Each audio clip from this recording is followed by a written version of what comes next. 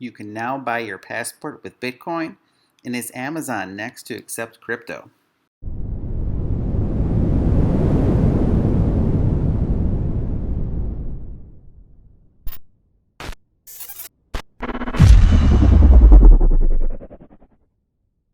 What's going on, guys? Randy here with another daily crypto video.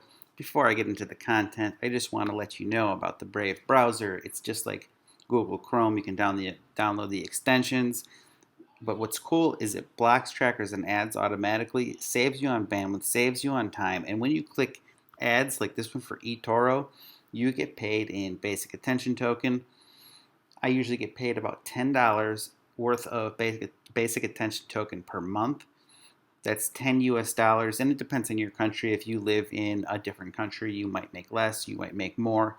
But based on the ads I click and being in the US, it's about $10 per month. If you want to try out the Brave browser, there's a link down below in the description as well as the comment section. All right, so travelers can now get US passports in as little as 4 weeks with Bitcoin. Okay, pretty cool stuff here. So a California-based visa and passport processing company announced it would be accepting Bitcoin as a form of payment as the U.S. Department operations are beginning to return to normal. According to a November 6th announcement from passport and visa expeditor Peninsula Visa based in San Jose, the company stated it would be giving customers the options to pay for select passport services using Bitcoin. Backed by retailer payment facilitator Coinbase Commerce, Peninsula Visa will be offering passport renewals and name changes in addition to applications related to second passports. U.S. citizens over the age of 16 are allowed to hold one primary passport book or card valid for 10 years in addition to a second one valid for 4 years.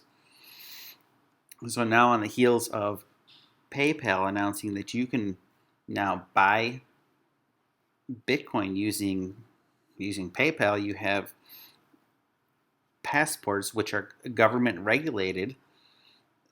This company is saying you can use Bitcoin to pay for your visa services, which is incredible. Just huge bullish news. This is the kind of news you want to keep this bull run going. We're hovering at about $16,000 per Bitcoin. And every time bullish news like this comes out, it only fuels the fire. Pretty impressive stuff here. So, though private businesses have offered Bitcoiners the opportunity to purchase international flights using crypto, governments have seemingly been less than forthcoming to do so for certain services. In June, a Venezuela government agency briefly listed Bitcoin as a form of payment for passport applications from Venezuelan citizens living abroad before disabling the service the next day. I don't think we're going to have that kind of problem with this being disabled, but it's finally happening. More proof of mass adoption. And then I posed the question, and Decrypt also brought this up. What would it take for Amazon to accept Bitcoin? So, PayPal is now selling Bitcoin, which is like incredibly bullish, massive news. And we've seen the price reflect that. And what about Amazon? Amazon has been against it. Amazon has shunned Bitcoin as a payment method. But what happens if they start to accept it? I mean, JP Morgan decided to change their stance. Fidelity has supported Bitcoin. PayPal is getting on board. What about Amazon? Especially when the price rises like it does, that would mean a lot of money for Jeff Bezos and Amazon if people started paying in Bitcoin. That means the Bitcoin he's getting for the stuff that is being sold could double or triple in price, but of course it could go down as well. And then that poses the question, would you even want to spend your Bitcoin on everyday purchases from Amazon?